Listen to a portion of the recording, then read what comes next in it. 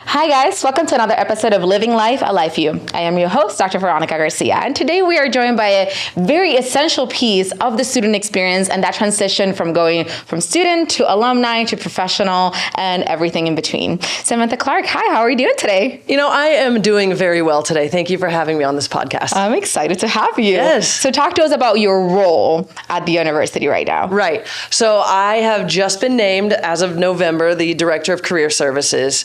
Yes, very exciting. Congrats. Love being in student affairs. What we are doing with the Office of Career Services is we are helping students become the best possible marketable job candidate that they can be. And this is not something that we start a month before they graduate. This is something that we start with prior to, during the enrollment process, during the advisement process. Once they get on campus, we are trying to prepare them for that postgraduate life that they're about to have.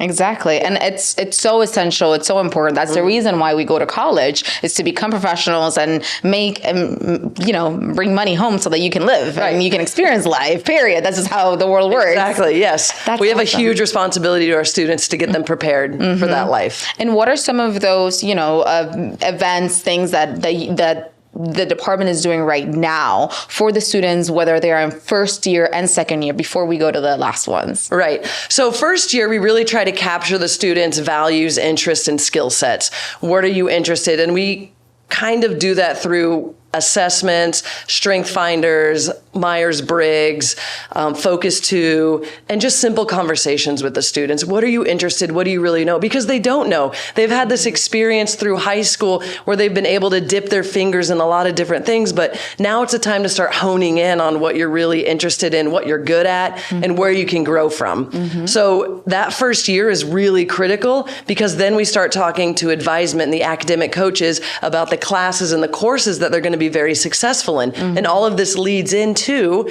what their degree is and how we can connect their educational experience to their career path. That's awesome. Yeah, and so that's how it starts early. I love that. And what are some of those steps that you would ask students to take in those first 2 years? Right. So we would have them do kind of the assessment pieces, like we talked about, strength finders, Myers-Briggs, the Focus 2. Those are all systems that we have available to our students. And then they would, like I said, they would just come in and we would kind of figure out, because a lot of them, what they're interested in, there might not necessarily be good at. And so it can become a passion, but is your passion going to pay your bills, right? So there's got to be some sort of space in the middle where we can help students navigate. And a lot of times they don't know what they don't know. They don't know what they're good at. They haven't tried certain things. So our job is to kind of help them explore and to navigate some of those pieces of their lives. That's so important. And looking now into, so we now know what our passions are. We now know where we're good at. We now know kind of where we're honing into. Right. So towards that third and fourth year, what does that look like from that professional standpoint? Right. So now we start to develop kind of their more job strategies. Right. And so that's when they'll kind of come see us more for the technical pieces, how to write a resume, what to put on a resume, what are transferable skills. So you had a summer job. What did you learn in your summer job? You were a student athlete. What were those skills that are very attractive to your potential employer? So they come in maybe the third year, we start working on those technical skills, the resume writing, the cover writing. We help them prepare for their mock interviews. We teach them how to develop an elevator pitch, because sometimes you've got about 2 minutes to impress a potential employer. What are you going to say? How are you going to sell yourself? And it's amazing how many students are so uncomfortable talking about themselves. We have a great student body population, and we need to teach them how to sell themselves. It's a very uncomfortable skill set. So they come in here, we've got interview prep, which is a system that they can see themselves answering questions so they can kind of pick up on what tendencies they have. Wow. And they develop a bit of confidence. And the more you do it, repetition builds confidence. Then they can go in there with a bit more confidence when they're going in the interview stage. So that's kind of some of the job strategies that they come into the office and they work on. Essential skills, your leadership, your teamwork ability, your ability to collaborate with people. A lot of the industry is looking for collaborations. Can you work with people around you to get a job done? But how do you put that on a resume? Right. And so that's kind of what we teach them. how to write your resume with the transferable skills or the skill sets that employers are wanting. That's amazing. Right. It's so important. That's definitely not a piece that was here when I was here as a student. And now I'm like, wow, we're about to be popping amazing professionals. Yeah. This is so exciting. Well, the job market, everything has changed so much in the last 2 years that if we don't keep pace with what the students need and we aren't understanding what the industry standards are right now, we are not doing a service to our students. And we owe that to our students. Give them as many opportunities as we can for them to get better and make themselves marketable. Absolutely. And what are some of those, I guess, advice that you would have for the students and things that they can do on campus that they can later like put into the cover letter, put into the resume, put into the experiences while they're doing an interview? Yeah. So being a student is hard. Yes. Like so often these students and our students at Life University, they are face down in the moment. They are just trying to get through school, stick with their families, do what they have to do to just finish the degree. And what they've lost sight of is, what do they do after that? What are the post-graduation things that they need to be doing? So I commend our students for, going through the process, but there has to be an outcome to that, right? So while you're a student at Life University, talk to your professors. The professors have a really good understanding of what the industry needs are. Your professors have also taught really bright students to help you connect, right? And here's a little bit of the networking. Networking isn't some big, crazy thing that you have to do. Sometimes it's everyday conversations, right? Who are your professors connected to? Use that student status to your advantage. Email potential companies that you're interested in. You're a student. They love working with students, right? And we'll get to the internship piece in a little bit, but, so helping, network or just having a cup of coffee with some peers, like those are things that start building your network. What are the students doing? We are going to class, right? So start connecting with your peers. A lot of them have parents or friends, aunts, uncles, family members that might be looking for jobs. That's a great way to start building your network really easily. So that's awesome. I love that. And that bleeds a little bit now into that internship piece of it, because internship is towards the end of the student career piece of it. But it's also the beautiful transition, that liaison, that bridge from being a student to being a professional, and hopefully getting job offers at that internship places. So we're actually encouraging our students to start their internships earlier in their academic career. Amazing. Because when you get into an internship and you actually see what the day-to-day aspects of that job is, maybe it's a great fit, maybe it's not, but it's not late. It's not too late for you to pivot and be like, oh, I'm really actually more interested in this, right? So once you get in the internship, then you kind of really learn what the job is about. And what's great about having an internship is it really democratizes the hiring process.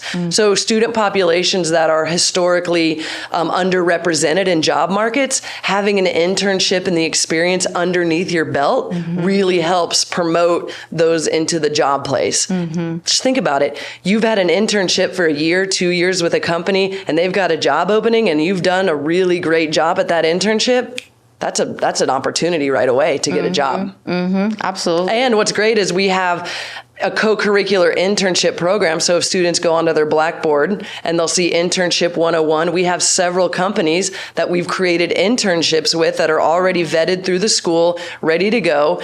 And it's another amazing opportunity that our students have to get in there, get an internship, get experience, put that on the resume. Wow, that's awesome. And that applies to undergraduate and graduate programs, correct? Correct, yes. That's so amazing. And they've just hired a director of experiential learning to help guide students through that other process as well, because it is so important to get them in those opportunities. That's beautiful. Yeah. And what are some, I know that I still receive emails from the different life job posting career area. Right. Talk to us a little bit about that platform. Right. So it's called Career for Life.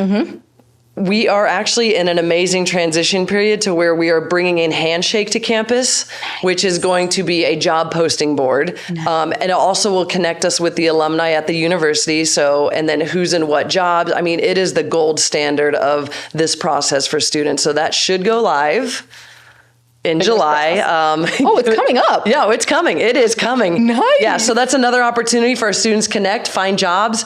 So we have job posting boards. We have networking. Anything that the student needs, we have that available. They don't know. Mm-hmm. We haven't really been out there. We've started to build our programming. We've had resume building days. We've had elevator speech days. We're going to Socrates. We're going to the Commons. Like, we are where the students are. Mm-hmm. So come see us. Yeah, absolutely. The job is being done from behind the scenes. Yeah. Now it's the reaching out from the students to actually ask the questions and make the connections, make the network. Like, Yes. you are definitely a huge resource to the students. And I thank you for taking this role and kind of running with it and growing it so beautifully. Well, what's great is how much the university values this space, right? Like, they understand you came to this university, you want a job. Our undergraduates want a job. They want a career. They want to feel good about what their experience was here. And if we can do whatever we can to make them get a decent job or something that they love, like, that's so much better for everybody, right? It's great for the university. It's great for the student. It's great for the alumni base. It's just such a great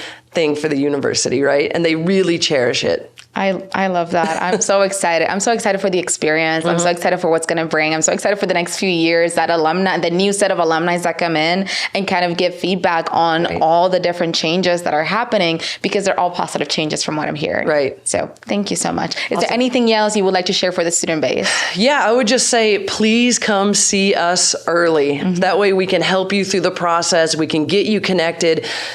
It's amazing how many students come into my office in a very distressed state because they're about to graduate and have no idea. Let's get you going early. And that way we can help you so you're not so stressed out about the void between graduation and what's next. Let us help you find out what's next. That's beautiful. And where are you located at? So we are at the LRC, right behind the Student Affairs desk, near the library.